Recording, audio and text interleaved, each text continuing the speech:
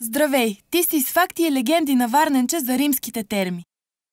Пренасям те в античния Одесос във времето на Римската империя. Къде мислиш, всички се чувстват равни, обменят мисли, научават новости, следят модата, отдумват управници и кроят интриги в големите градски бани, а одесоските терми са най-големите на Балканите.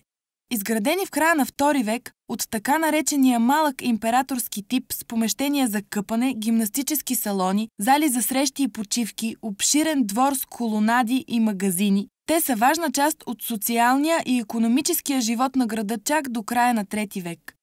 Стените, които вероятно са достигали 20 метра, са специфично изградени чрез редуване на каменен зид и 5-6 реда глинени тухли.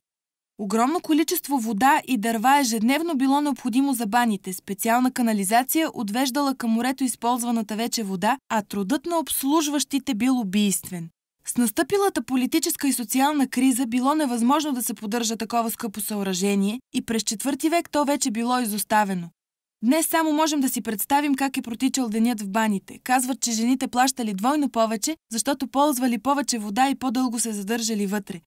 Медицински персонал обгрижвал посетителите, а освеженото и чисто тяло било обтривано с благовонни масла. Към удоволствията трябва да добавим игри, състезания, гимнастически упражнения, забавления с девойки и здрави младежи. Неусетно за посетителите, седнали или полегнали в приятна компания с обилна храна и вино, настъпвала вечерта. Прав бил Сенека да укорява ранните римляни, че мразели да се мият и къпят, че мокрели ръце до лакти и крака до колене, че жените се къпели само в предпазарни дни, а мъжете по празниците.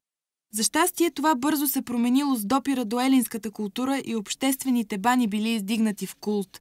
Колкото до одесоските граждани, във II и III век със сигурност те са спазвали поне част от древното напътствие.